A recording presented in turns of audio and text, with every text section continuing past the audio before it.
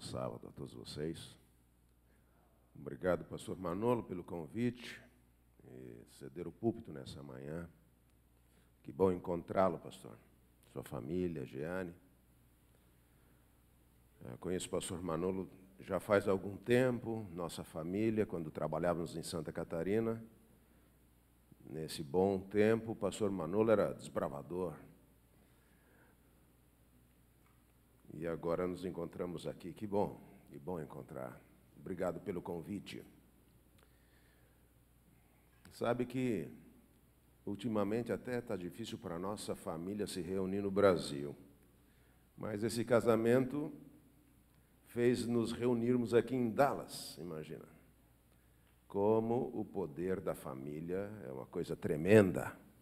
Que oportunidade estar aqui como família reunida nesse final de semana também. Mas percebo que eu conheço mais gente por aqui, família Sena. Pois é, bons e velhos tempos de Campo Grande, né? Do centro-oeste para o far-oeste, né? Tudo bem. Ok, que bom. Legal. Marjorie também. Não sei se eu estou esquecendo de alguém conhecido, sabe como é que é, né? A gente acaba não lembrando, etc. Mas, e que bom que já conhecemos mais gente aqui também nessa manhã. Que bom estarmos aqui todos juntos para louvar ao Senhor. Antes de abrirmos a palavra de Deus, em Hebreus, o capítulo 10, a partir do 19, eu queria convidar você para me ajudar a fazer um louvor. Ok? Já que o nosso desafio é ficar junto de Jesus. Esse é o maior desafio da nossa vida. É ficar perto de Jesus, é estar bem junto a Cristo. E eu queria convidar você para me ajudar, tá bem? Então, como aqui é Texas, eu resolvi tocar uma harmônica, tá certo? Ok. Segunda coisa, eu preciso da ajuda de vocês. Então, na segunda estrofe, você sabe que esses músicos assim, iniciantes como eu têm um grande sonho, né? De ter um back vocal assim, poderoso, acompanhando, né? Então, na segunda estrofe, vocês me ajudam com a difícil, árdua tarefa do ok? Melodia, ou quem souber em vozes, tá bom? E na terceira estrofe, aí a gente canta, eu creio que a maioria de nós conhece, de cor, essa música, para, como diz aqui esse texto de Hebreus 10, 19, para nós termos intrepidez e estarmos na presença de Deus. Por favor, a música.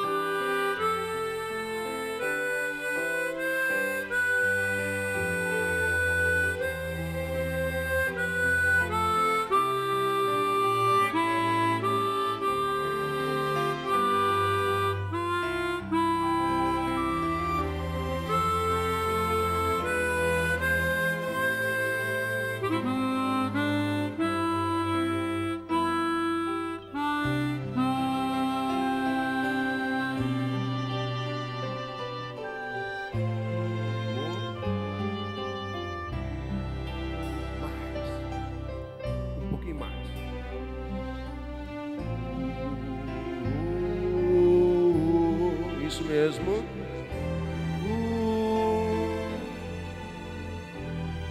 Amém.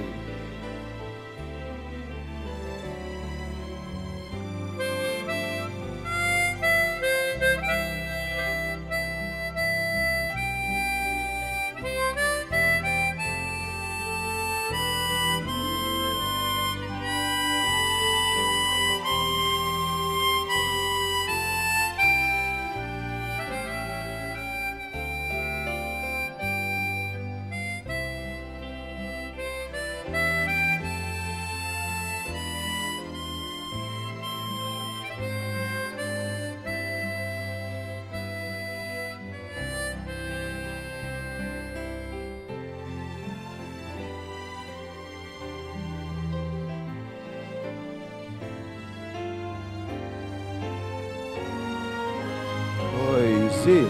Sim, quero a Cristo. Cristo bem junto estar. Junto estar, até lá no além. Até lá no além. Conseguir apontar. Olá,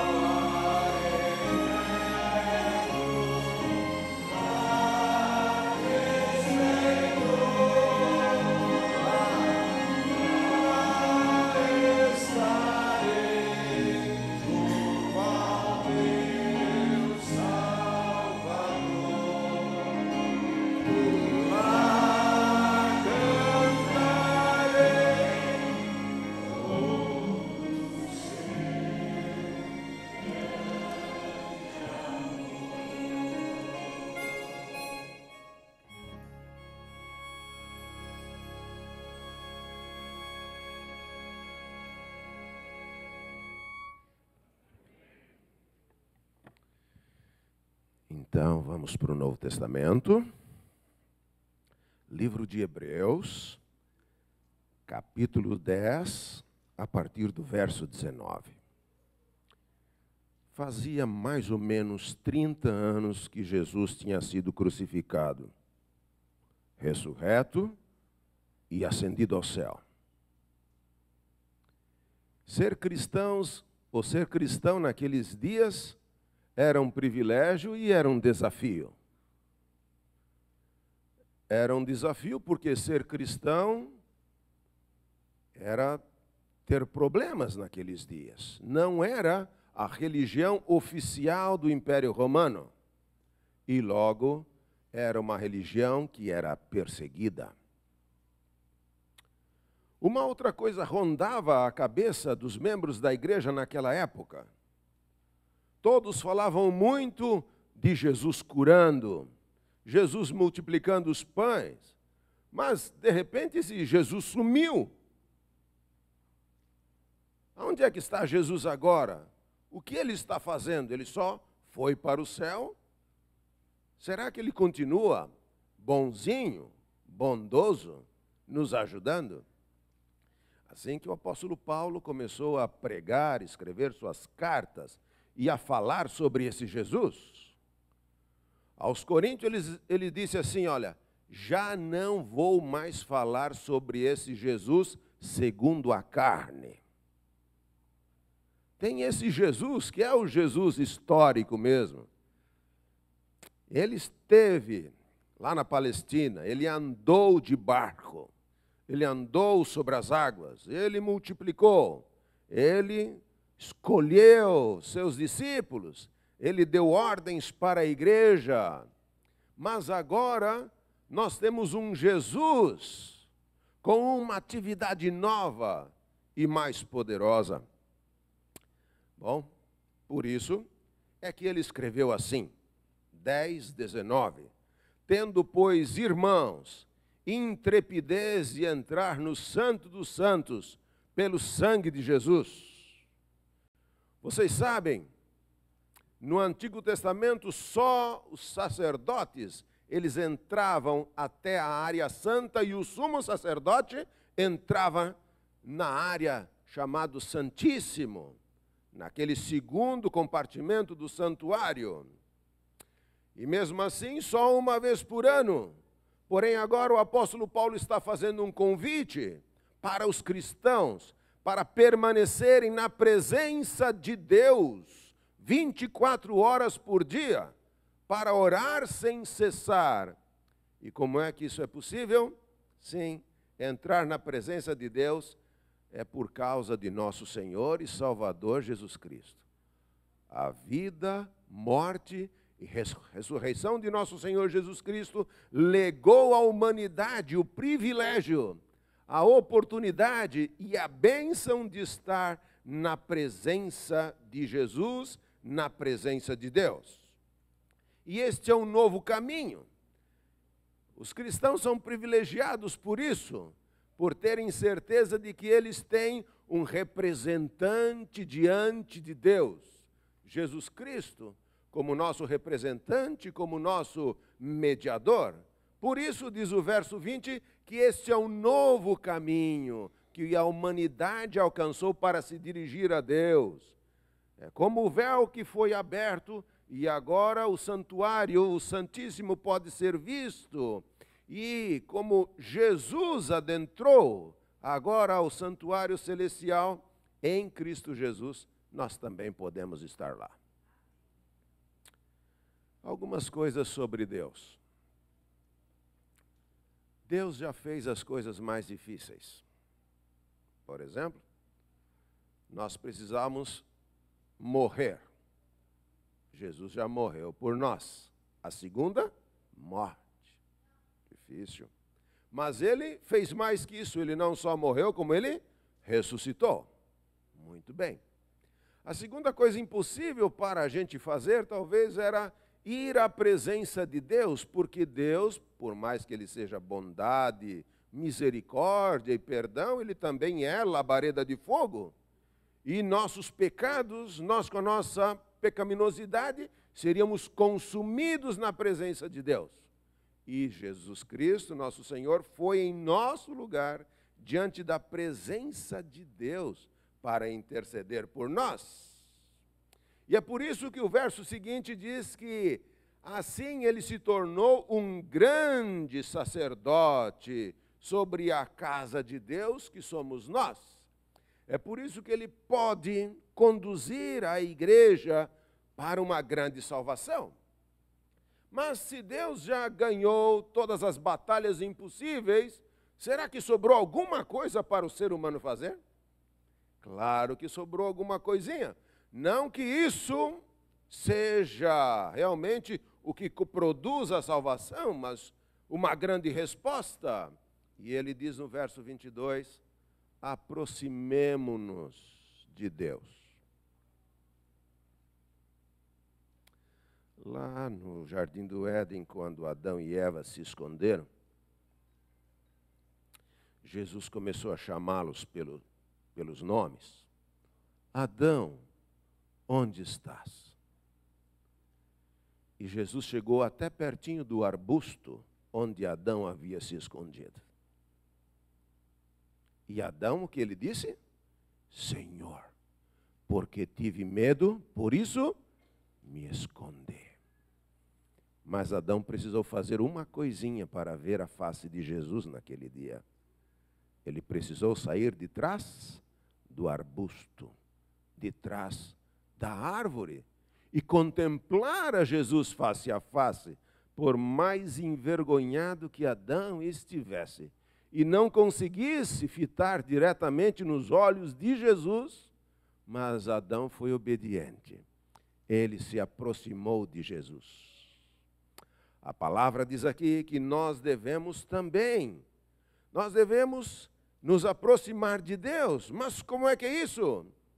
A primeira coisa que podemos fazer para ficarmos perto de Jesus, diz aqui, temos que fazer isso com coração sincero. Não é uma meia decisão, não é alguma coisa que vamos colocar em segundo plano, não é um coração dividido, é um coração sincero. Como diz a velha canção dos arautos, se ele não for o primeiro, não funciona, não dá certo. E aqui Deus está dizendo, através de Paulo, aproximemo-nos de Deus com um coração sincero, sem máscaras. Por isso que Jesus recomendou que o melhor lugar para a gente se aproximar de Deus é no culto particular. O mais poderoso encontro que alguém pode ter com Deus é quando ele procura Deus sozinho, com a porta do quarto fechada, num ambiente sem testemunhas, onde ele pode falar, expressar-se audível, ou talvez só no seu coração, mas onde ele tem a oportunidade de ser sincero com Deus, abrindo o coração como um amigo, sem esconder nada. Coração sincero. Segunda coisa que nós temos que levar em conta quando nos aproximamos de Deus, diz Paulo, com plena certeza de fé. E essa certeza de fé não é em relação se Deus existe ou não, mas essa certeza de fé aqui é em relação se nós nos sentimos perdoados. Porque nós não devemos comparecer à presença de Deus com sentimento de culpa em nosso coração. Nós precisamos nos aproximar de Deus com alegria. Por mais que nos envergonhemos das coisas erradas que fizemos, ou dos defeitos que tenhamos, mas a razão para nos aproximarmos de Deus é porque Ele é bom, Ele é perdoador. Paulo em Romanos diz que o que causa o arrependimento em nosso coração é a bondade de Deus. Deus é tão bom que a gente fica sem graça. E a gente diz, Senhor, por favor, me ajude. Compareça diante de Deus com certeza de que seus pecados foram perdoados. Agora, vai que você está na presença de Deus e não tem certeza desta grande salvação. Qual é a primeira atitude? Confesse os seus pecados. E quando você confessar os seus pecados diante dele, diz a palavra, que ele é fiel e justo para perdoar e para purificar. Muito bem. Aproxime-se de Jesus, aproxime-se de Deus. A terceira coisa, diz aqui, com o coração purificado da má consciência e lavado o corpo. Opa, vamos ficar aqui com o coração purificado da má consciência. Muito bem. Algumas versões falam de ter o coração aspergido. Você sabe que no antigo Israel as pessoas abençoavam umas às outras através de frases, né? Mas também abençoavam as pessoas através de respingos d'água. Eles molhavam ramos e folhas e depois eles jogavam isso em cima das pessoas para que elas fossem abençoadas por Deus e na casa também. Diz a palavra aqui que nós devemos, com o nosso coração purificado, nós fomos agora separados por Deus. E nós temos que lembrar disso também, que nós temos uma vocação, embora tenhamos muito talento. E eu tenho meditado sobre isso já faz algum tempo e descobri o seguinte: se é verdade que Paulo diz em Efésios, o capítulo 4, de que todos nós pertencemos ao ministério de Cristo, não só os pastores, todos aqueles que são batizados, eles ingressam no ministério de Jesus Cristo. E vocês nunca viram um ministro sem pasta? Já viram um ministro sem pasta? Esse aqui é ministro não sei do que, não. Ele é ministro da educação, outro é o ministro do trabalho, outro é o ministro da indústria e comércio. E se na igreja não há ninguém que não seja ministro, Efésios, o capítulo 4, logo todos nós temos vocações espirituais. E temos dons espirituais. Mas então temos duas coisas. Temos vocação e temos o talento. Para que serve a vocação? Serve para preparar um povo para a breve volta de Jesus. E para que serve o nosso talento? Claro, o nosso talento nos traz alegria, satisfação. Pessoal da orquestra tocando, né? Com talento, com dom, com alegria. Que coisa maravilhosa. Os talentos que Deus nos deu, a profissão que Deus nos deu. Que coisa tremenda. E para que temos essa profissão? Porque a profissão patrocina o dom. O talento patrocina o ministério. E alguém vai perguntar, mas pastor, quem é que vai pagar o meu ministério? Como é que eu vou pregar o evangelho? Como é que eu vou ser um cristão dedicado? Quem é que vai me sustentar na evangelização? Olha, irmãos, Deus já resolveu esse problema, já te deu uma profissão para sustentar o seu e o teu ministério. Assim como um corpo de ministros de Cristo Jesus, da mais alta vocação, nós devemos ter um coração puro, um coração consagrado, um coração dedicado 100%, porque as coisas mais difíceis Deus já resolveu. Ele já nos deu um emprego e já nos deu os talentos, já nos deu os dons. Agora estamos já capacitados. Às vezes eu me impressiono que alguns ainda dizem assim: Senhor, batiza-nos com teu Espírito. E amém, vamos ter esse batismo diário. Mas, irmãos, nós já fomos batizados com o Espírito Santo. O nosso exemplo é Jesus. Lembra? Lá na beirinha do Rio Jordão, Jesus está no meio da multidão e agora chega, o Espírito Santo impressiona João. Aquele ali é o Cordeiro de Deus, aquele ali é o Messias. E agora o João se dirige e diz: eis o Cordeiro de Deus que tira o pecado do mundo. Muito bem, mais tarde fez-se uma grande fila, porque João fez um apelo e muita gente tomou a decisão do batismo. E Jesus entrou na fila. E quando chegou a vez de Jesus, João disse para Jesus: Senhor, é eu que preciso ser batizado. E Jesus diz: João, primo, é o seguinte, é preciso que você me batize, porque eu devo ser o exemplo da humanidade. Sabe, amigos, para sermos discípulos de Jesus, temos que seguir a Jesus em todos os detalhes, inclusive no detalhe do seu batismo. E quando Jesus saiu molhado da água, diz a palavra que ele se ajoelhou no barranco do Rio Jordão e começou a orar. A oração foi silenciosa, mas as respostas foram audíveis e visíveis. Então, aquela oração que você faz lá no seu quarto, com a cabeça enterrada no travesseiro, ela é uma oração silenciosa, mas Deus responde visível e audivelmente às suas preces, meu irmão. E Jesus orava, e de repente ouviu-se uma voz do céu que dizia: Tu és meu filho amado, em quem me comprazo. Esta era a resposta da oração de Jesus. E o que Jesus estava orando?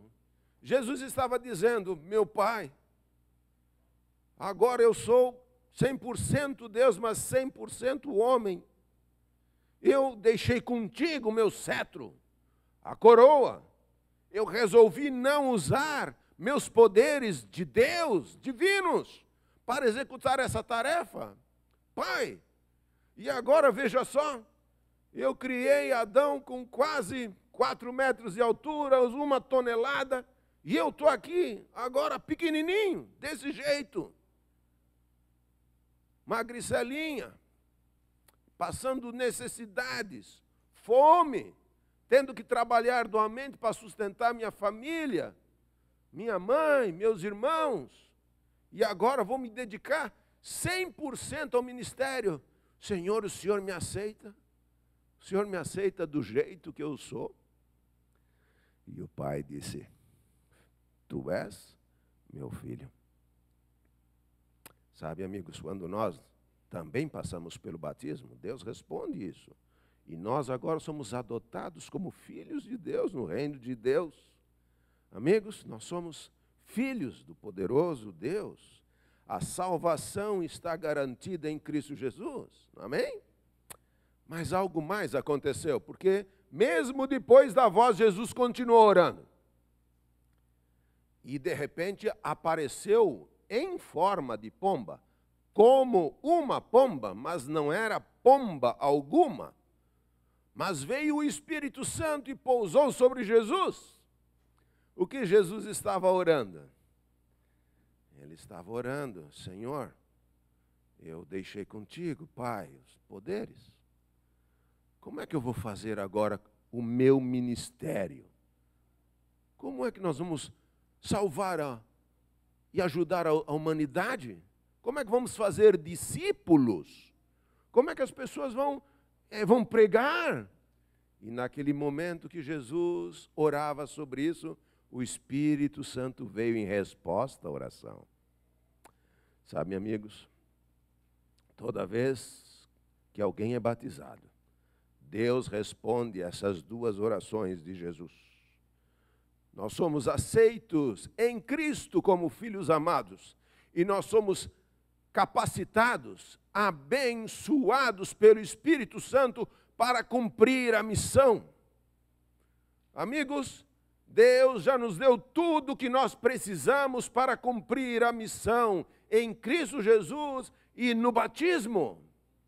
Agora, amigos, o mais fácil está do nosso lado, que é compartilhar, testemunhar, buscar as pessoas, contar deste amor, viver uma vida cheia de alegria, com a certeza da salvação. Bom, e é isso que fala a terceira coisa aqui. Diz que temos que ter o corpo lavado com água pura. Claro, batismo. Sim, o batismo é uma evidência externa de que alguma coisa aconteceu no seu coração. Algo poderoso, tremendo. Será que tem alguém aqui nessa manhã que ainda não foi batizado? Amigo, lembre-se, aproximar-se de Jesus envolve várias coisas. E pelo menos estas 4 aqui que ele está citando, da qual o batismo realmente é a coroação e a capacitação de coisas que o céu está fazendo em nossa vida, em nosso coração. Mas sabe, amigos, esta época também era a época das catacumbas. Roma tinha 2 cidades.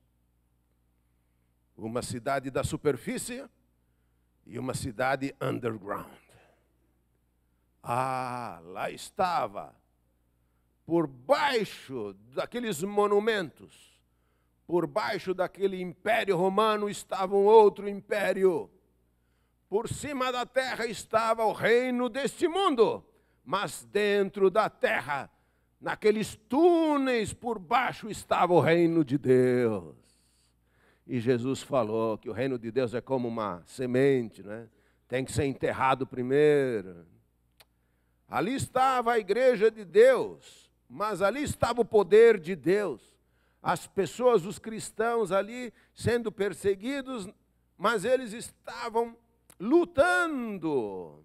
E alguns deles estavam ficando cansados. Eu não sei você, amigo. Outro dia eu escutei alguém dizendo: olha, eu achei que Jesus ia voltar na minha geração, mas eu já tenho, e ele disse a idade dele, e Jesus ainda não voltou, e eu estou achando que talvez ele não volte ainda na minha geração. Não que ele estava perdendo a fé, mas ele tinha uma expectativa de que ele viria em vida, sem provar a morte, à volta de Jesus. E quando Paulo escreve aqui, 30 anos haviam se passado. Uma segunda geração de cristãos estava vivendo a igreja daquela época e alguns deles estavam ficando cansados. Bom, e você? Você também está cansado? Você já não tem mais certeza? Será que não? Será que eu tenho que inverter as coisas? Entre dom e entre talento, acho que eu vou ficar com o talento. E vou usar o dom de vez em quando.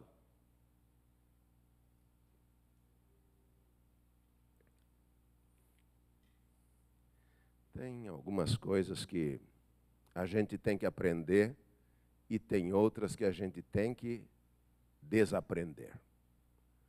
E uma das coisas que a gente tem que desaprender é que, embora aqui na nave da igreja existe uma grande salvação, mas tem uma salvação maior ainda fora daqui.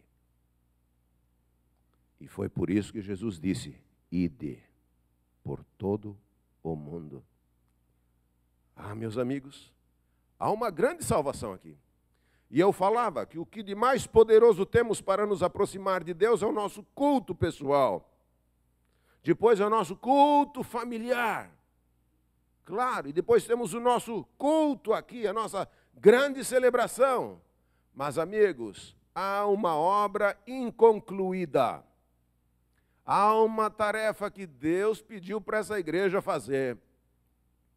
E hoje até perguntava a alguns irmãos ali: você sabe por que Deus trouxe você do Brasil para cá? É para ter uma aposentadoria melhor. É isso? Foi isso mesmo. Por que você já se perguntou por que é que Deus te trouxe para cá? Se essa razão foi mais do que uma razão econômica, de uma dificuldade, se Deus te trouxe para cá por razões missiológicas, transculturais. Você já pensou nisso? Que a razão de você estar aqui é uma razão espiritual. É porque Deus te deu vocação. Deus pediu para você sair de Jerusalém, Judeia, Samaria, Cesareia e ir para o mundo afora. Você já imaginou isso? Que de repente Deus trouxe você para cá porque você é um missionário transcultural? Você já imaginou isso? Que privilégio! E você fica pensando: puxa, mas grande foi o apóstolo Paulo e os outros missionários. Mas agora Deus nos trouxe para cá. Não é tremendo isso? Sim, amigos. Diz aqui que temos que guardar firme a confissão da esperança, sem vacilar. Uma vez que quem fez a promessa é fiel. Afinal, nós estamos neste mundo só de passagem. E o nosso destino é a grande cidade que vem do céu, a Nova Jerusalém. Por isso, amigos, diz o verso 24, num apelo natural para esta manhã, diz assim: consideremo-nos uns aos outros. Consideremo-nos uns aos outros. Fale feliz sábado 10.000 vezes, mas consideremo-nos uns aos outros. Abrace o irmão centenas de vezes. Consideremo-nos uns aos outros. Sim. Para nos estimularmos. Ah, meus amigos, se tem algo que Deus espera da gente, é um apoiar o outro, um ajudar o outro, um fortalecendo o outro.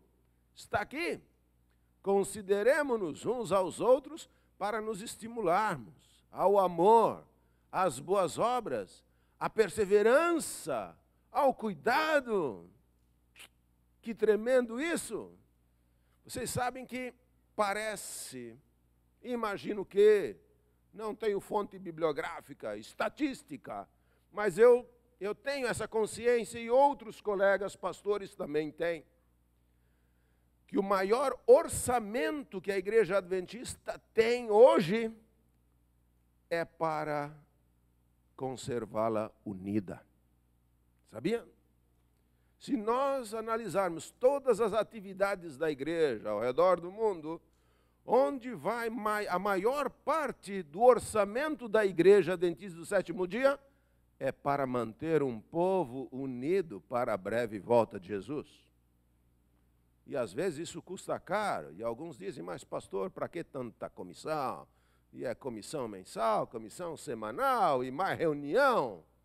Nós somos o povo da reunião e de várias comissões, porque nós queremos ser unidos. A gente quer trabalhar unido, queremos ser uma frente unida no amor e nas boas obras. E ele faz um apelo: não deixemos de congregar-nos.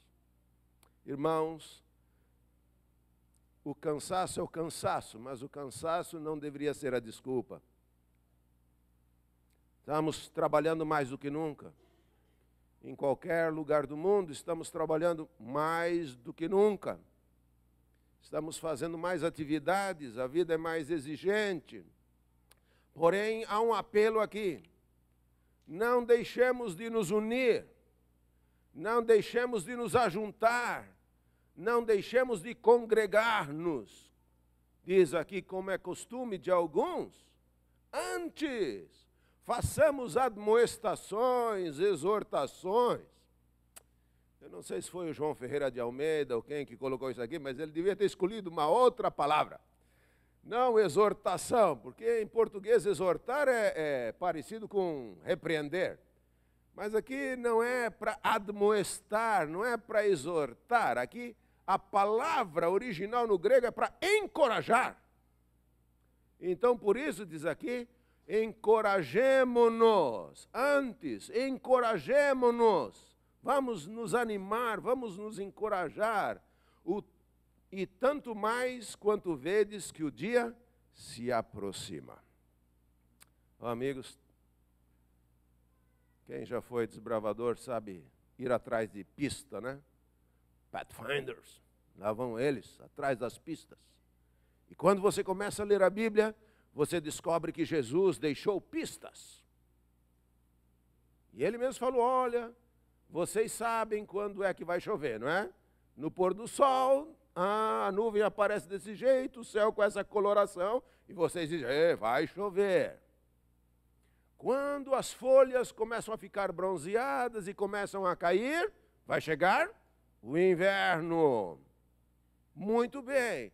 Se vocês sabem entender esses sinais da natureza, tem outros sinais que falam que o mundo está amadurecendo para a breve volta do Senhor Jesus. Amém? Amém. Por isso, encorajemo-nos uns aos outros. Sejamos fiéis a toda prova. Vamos, irmãos. Vamos, pastores.